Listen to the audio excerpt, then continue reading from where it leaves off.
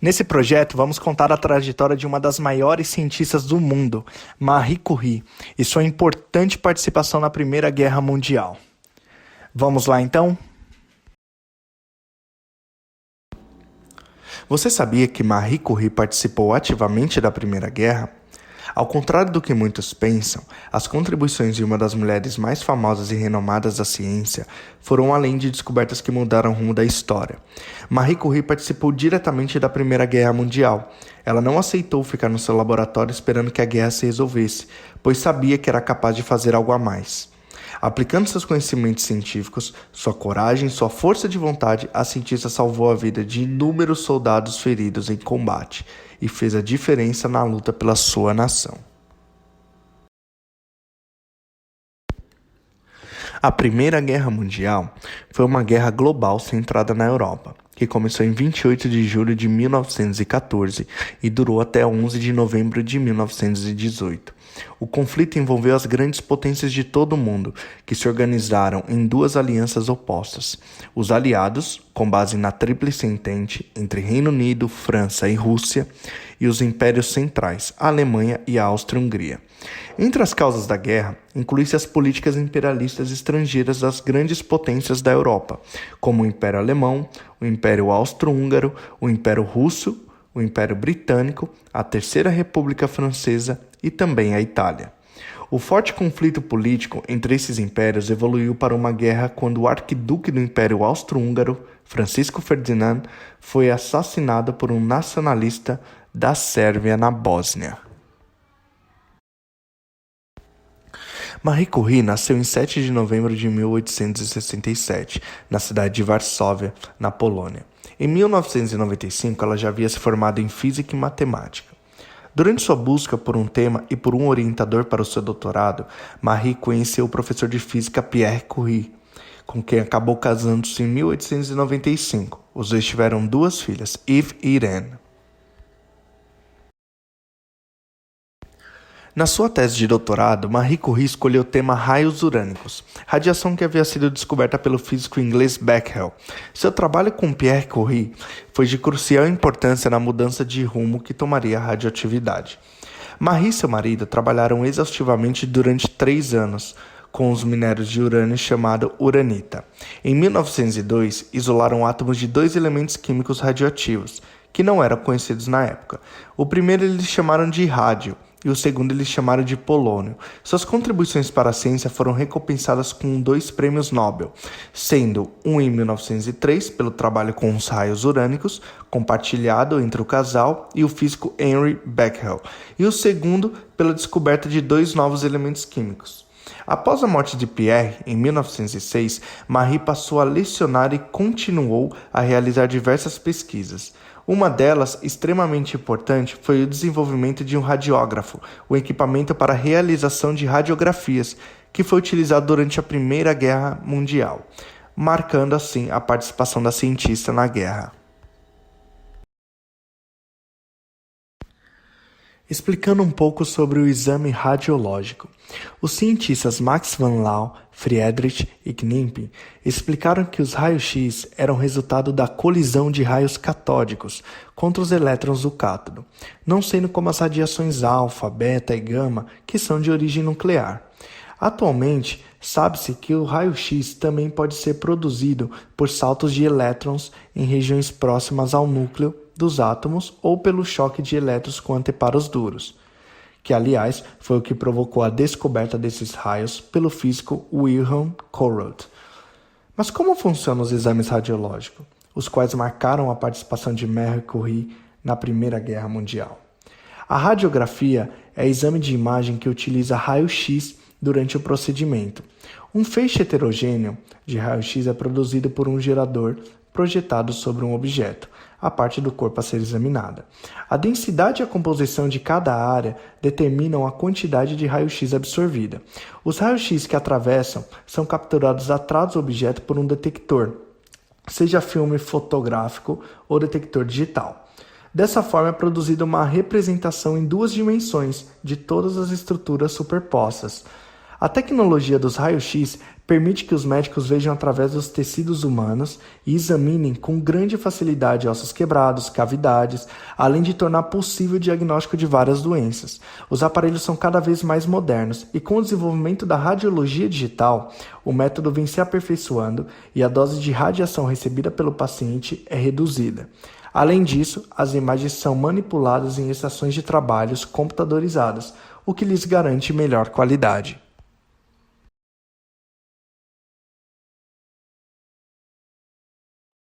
Ao ver todos os homens de seu laboratório serem convocados para lutar na guerra, Mary ficou inquieta, pois sentia vontade de ser útil na guerra por seu país.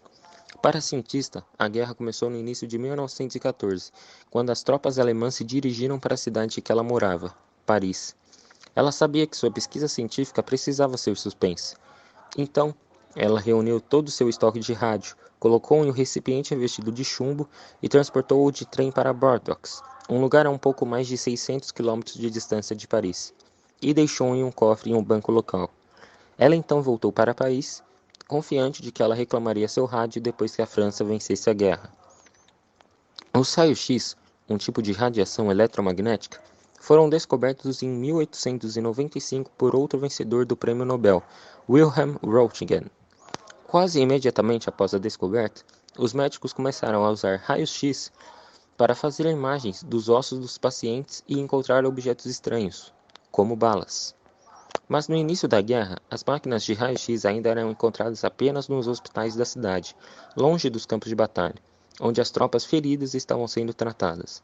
A solução de Curry foi inventar o primeiro carro radiológico, um veículo contendo uma máquina de raio-x e equipamento fotográfico da câmara escura, que poderia ser conduzido até o campo de batalha, onde os cirurgiões do exército poderiam usar raio-x para orientar suas cirurgias.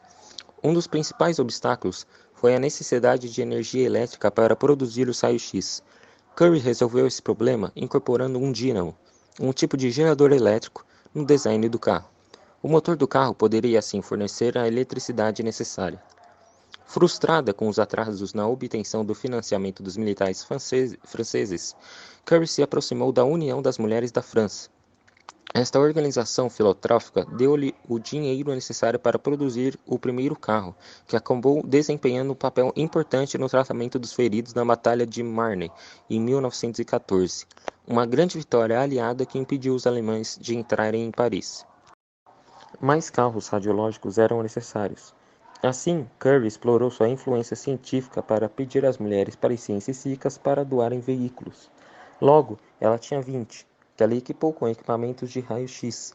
Mas os carros eram inúteis sem operadores de raio-x treinados. Mas Mary também resolveu este problema. A cientista teve a ideia de treinar mulheres voluntárias para operar os dispositivos dos exames radiológicos.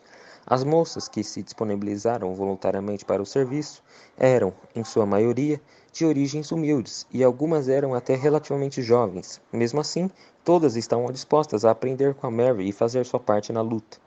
Apesar do estudo da radiologia e anatomia ser extremamente amplo e complexo, Mary fez um esforço para deixar a ciência mais acessível, fornecendo apenas o treinamento técnico necessário para as mulheres operarem com os equipamentos e diagnosticar os feridos.